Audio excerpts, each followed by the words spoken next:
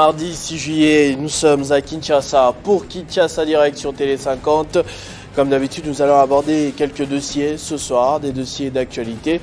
Ce sera avec Maître Jeannot Lompempe. Il est aujourd'hui dans sa casquette de porte-parole du collectif des anciens membres de cabinet sous le gouvernement Sylvestre Ilunga Ilunkamba. Il se passe quelque chose d'assez inhabituel, à savoir un retard de paiement des indemnités de sortie qui est un droit et non une faveur. C'est à la tête de cette campagne qu'ils se retrouvent en ce moment. Ils ont prévu d'ailleurs quelques actions de rue, de masse, pour pouvoir réclamer ce droit. On va essayer de discuter de tout ce contour-là avec lui ce mardi. Mais bien avant, on va d'abord prendre les titres de l'actualité avec Jenny Kayembe de l'autre côté, à qui je dis bonsoir. Bonsoir Christopher Otiokoum, bonsoir à tous. Place aux grandes lignes de l'actualité.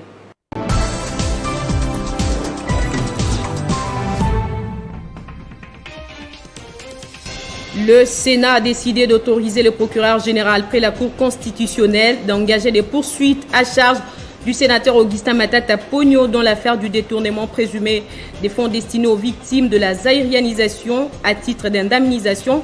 En levant les immunités de Matata Pogno, le Sénat affirme avoir respecté les textes. Marie-Olive Lembe Kabila au chevet des sinistrés de Goma, accompagnée d'une forte délégation. Le pouce de l'ancien chef de l'État est venu redonner les sourires à ses concitoyens touchés par l'éruption volcanique. Sauf changement de dernière minute, c'est le vendredi 9 juillet prochain que va se tenir l'élection des membres du bureau de l'Union nationale de la presse du Congo, section de Kinshasa. Jean-Marie Kassamba, candidat président, continue de bénéficier du soutien de plusieurs journalistes de la capitale. Vous suivrez la réaction d'une des plus grandes figures de la presse congolaise à la grande édition de ce soir. Condamné la semaine dernière à 15 mois de prison pour outrage à la justice, Jacob Zuma, qui a rejeté les verdicts de la Cour constitutionnelle, vient d'obtenir une réponse favorable. La Haute Cour a décidé de réexaminer son verdict le lundi prochain. Merci à tous de votre fidélité à Télé 50. Retrouvez Gloria Mbouya à la grande édition de ce soir. Pendant ces temps, Kinshasa Direct se poursuit avec Christopher Otiokoum. Téléchargez les infos Télé 50 sur www.tele50.cd. Merci à Jenny Kayembe pour ces titres. Comme je l'ai annoncé tout à l'heure, on va débuter avec ce tout premier dossier du soir avec Maître Jeannot Lompempe.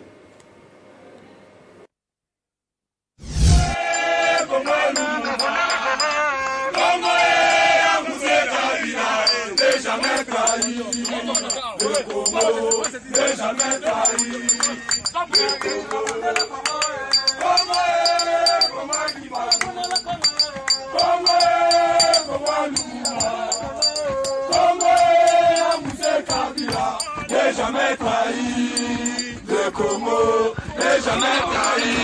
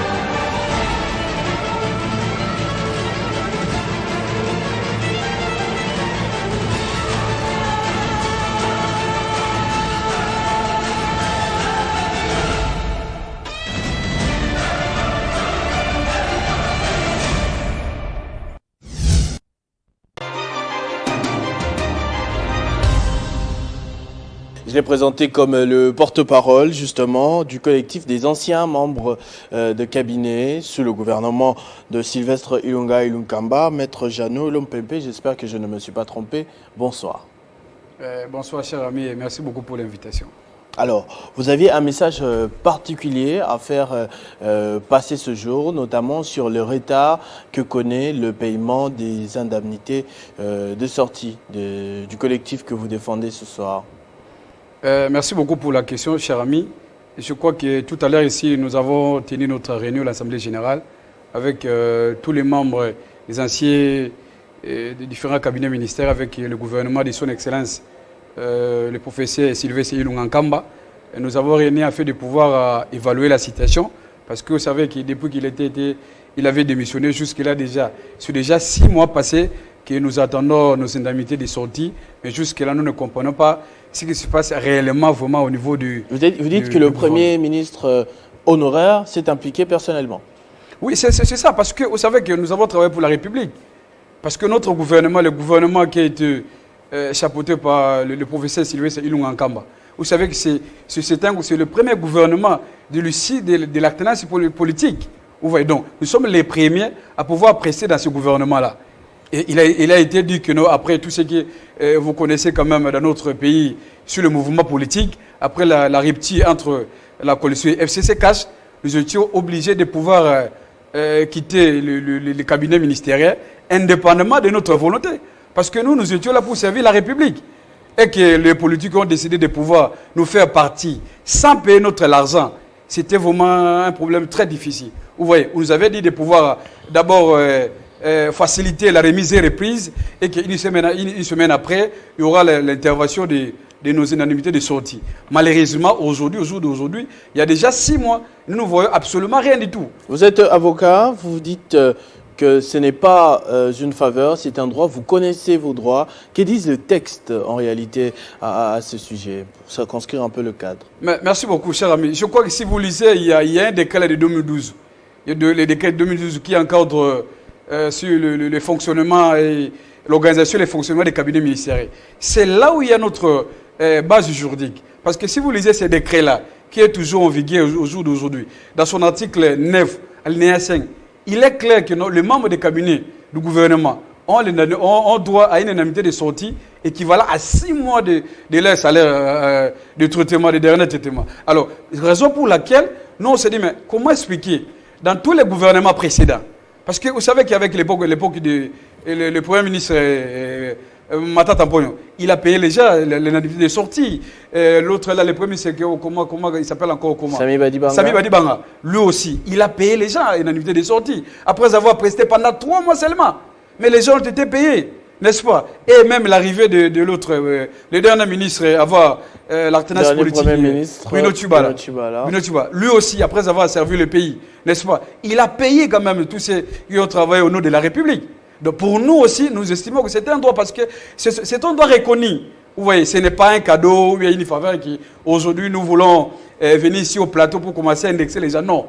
Et à notre information, vous savez que nous avons même appris qu'il y a le Premier ministre aurait même donné déjà les instructions. Avant qu'on y arrive, partons d'abord du contexte actuel. Vous avez cité Matata Mponyo, vous avez cité Sami Badibanga, vous avez cité Bruno Tshibala, mais eux n'ont pas rencontré Covid-19, ils n'ont pas rencontré état de siège, ils n'ont pas rencontré éruption volcanique de Goma. Donc vous ne pensez pas que c'est un peu inédit cette fois que ça puisse traîner les pas? C'est normal vu le contexte social que vit le pays?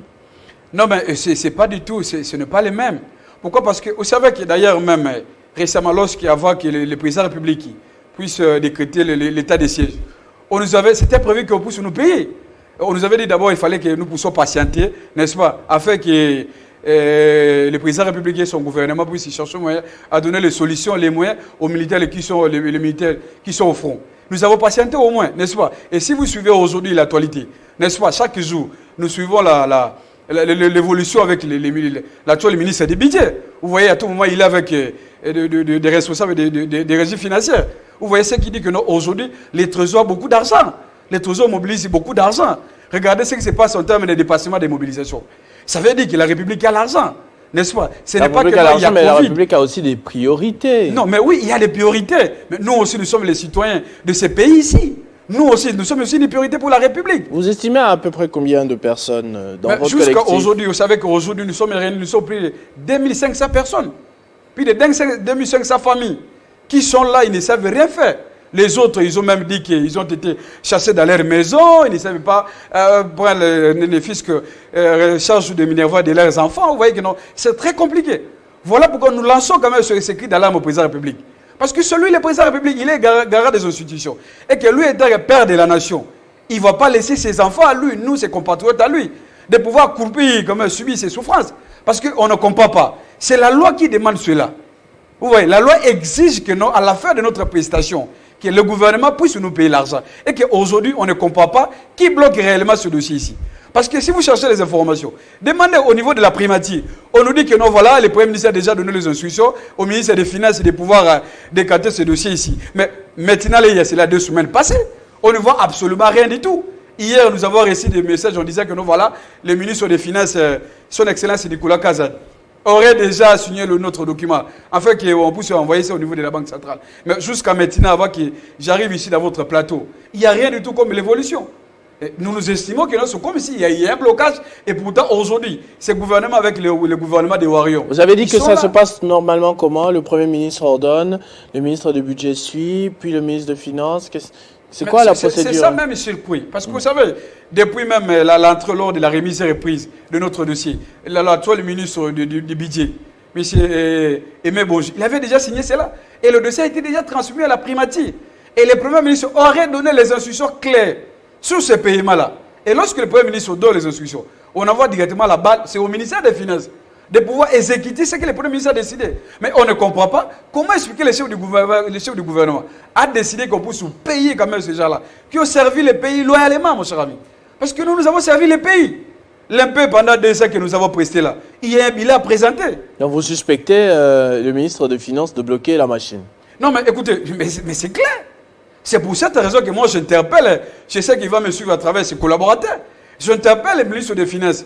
Si réellement que les dossiers-là se trouveraient à son niveau, il n'a qu'à décanter la situation.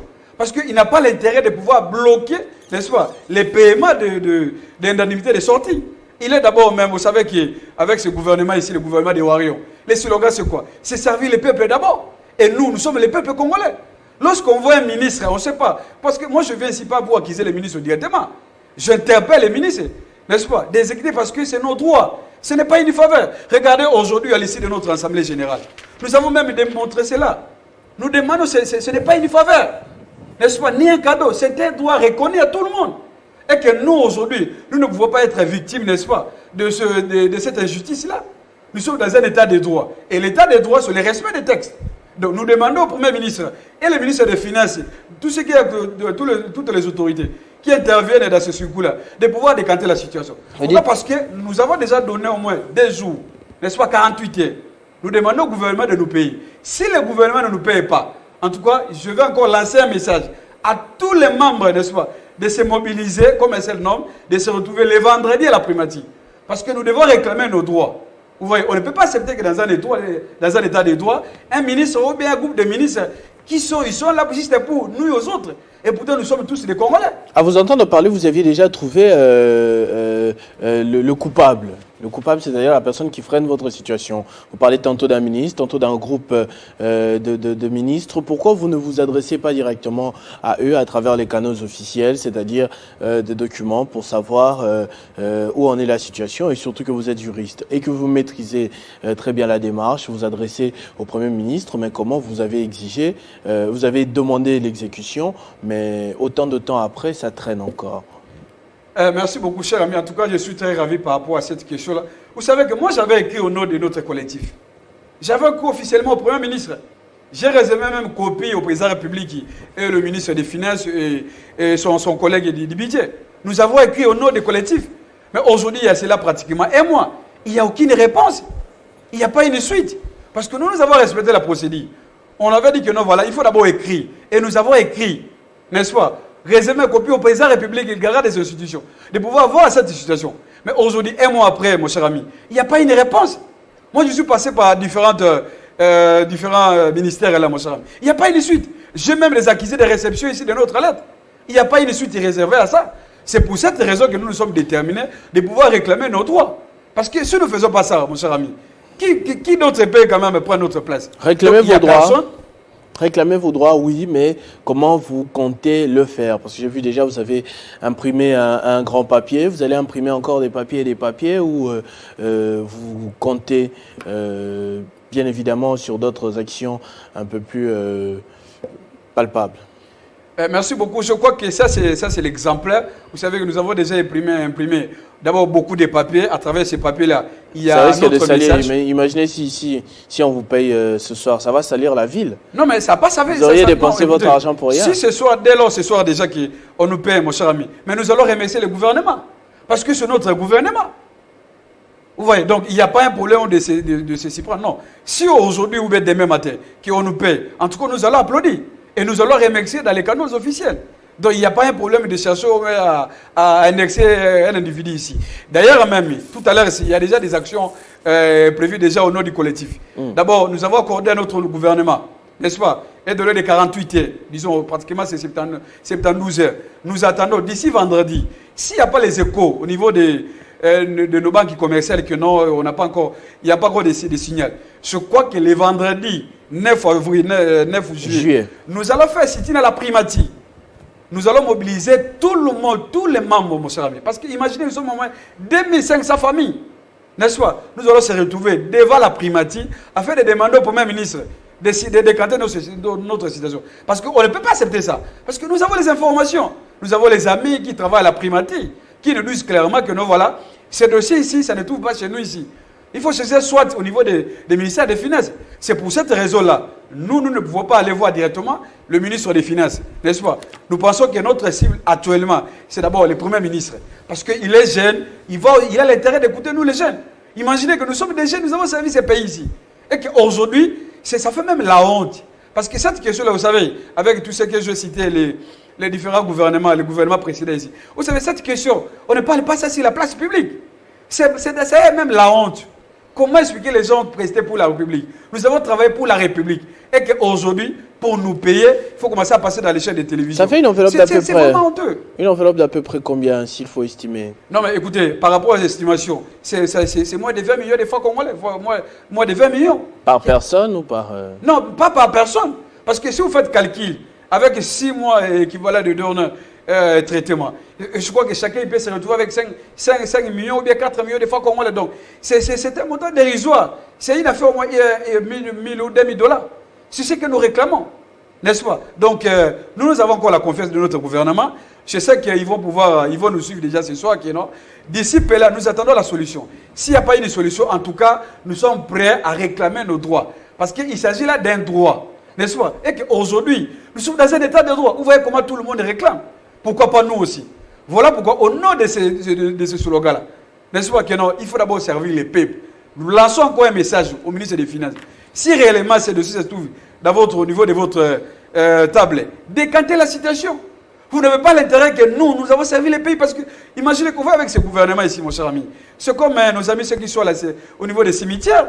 Lorsque vous passez à tout moment sur Kinkole là, vous voyez nos amis qui sont déjà partis déjà. Ils nous regardent aussi, ils nous disent quoi? Nous aussi, nous étions comme vous. C'est comme aujourd'hui, les mêmes cas avec les différents membres du cabinet ministériel. Je n'ai pas très bien compris la métaphore. La métaphore que vous utilisez, ouais, c'est-à-dire que quoi quand les vivants passent devant les cimetières, les morts disent on était comme vous. Nous étions comme vous. Vous aujourd'hui, vous souffrez. Mais c'est ça la logique, c'est comme nous aujourd'hui. Aujourd'hui, nous sommes sortis à la rue pour réclamer nos droits. N'est-ce pas? Réclamer le paiement de nos indemnités. Et pourtant, hier, nous étions comme aujourd'hui. Nous étions dans ce locaux-là. Nous étions dans les mêmes bureaux. Les autres, ça avait pris combien de temps? Ça fait déjà 6 mois. Mais ça fait déjà 6 mois. Pour Tchibala, ça avait pris combien de temps? Mais écoutez, avec Tchibala, il n'y avait pas de problème. Tchibala, avant la cérémonie de remise et reprise, il avait déjà décanté la situation. N'est-ce pas? Donc, même pour nous ici, la situation se passe comment? Dès lors que le Premier ministre annonce déjà sa démission, donc le paiement doit intervenir avant même le départ du Premier ministre. C'est d'abord avant. Imaginez que nous étions patients. Parce que nous avons dit qu'il faudrait d'abord laisser Il fallait laisser quand même d'autres amis de pouvoir venir travailler, n'est-ce pas? De continuer le travail là des républiques. Nous avons passé, il y a 6 mois passés. Imaginez que 6 mois aujourd'hui, nous sommes des pères des familles. Regardez la situation de tous ces membres-là aujourd'hui. Moi, je les ai vus, il fallait voir comment les gens plaient. Certains voulaient même aller aujourd'hui, n'est-ce pas, à la primature et même au ministère des Finances. Mais on leur a dit que non, écoutez, nous devons d'abord être des légalistes, n'est-ce pas? Nous avons déjà lancé notre déclaration. Nous sommes sûrs que le gouvernement, à travers les présidents républicains, lui qui prend d'abord les slogans du peuple d'abord, il va pouvoir intervenir. Mais si le gouvernement n'intervient pas, comme nous voyons aujourd'hui, en tout cas les vendredis, nous allons faire quand même, nous allons marcher. Parce qu'il s'agit d'un droit. Et les gestes barrières, coronavirus et tout ça, vous n'avez pas... Mais certainement, vous savez que nous sommes des respectueux de la loi, n'est-ce pas? Mais comment vous allez faire marcher 2500 personnes, ça ne pourra jamais respecter. Non, mais nous allons respecter, pourquoi pas? Avec nos cachinets, nous allons nos gels à droit alcoolique. Mais on a interdit le rassemblement de 20 personnes. Mais nous allons respecter cela.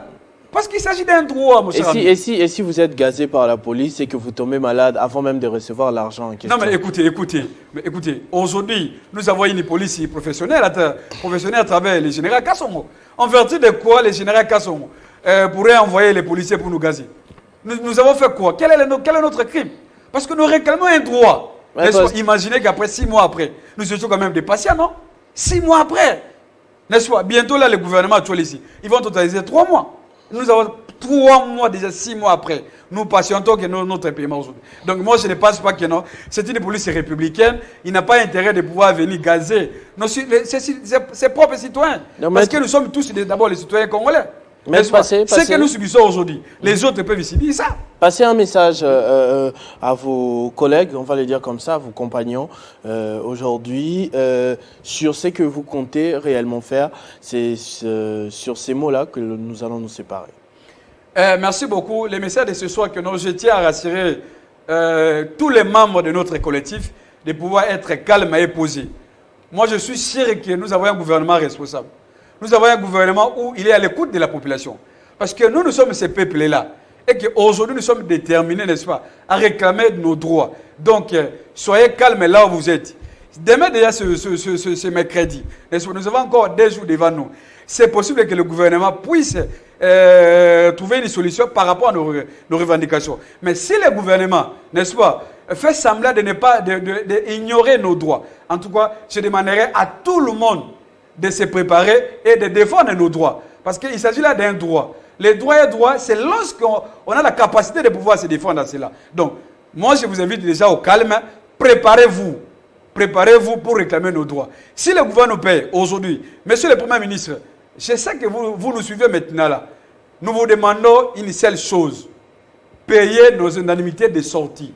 Ce n'est ni une faveur, ni un cadeau, mais il s'agit d'un droit. Parce que demain, vous aussi, vous êtes appelés à payer vos collaborateurs.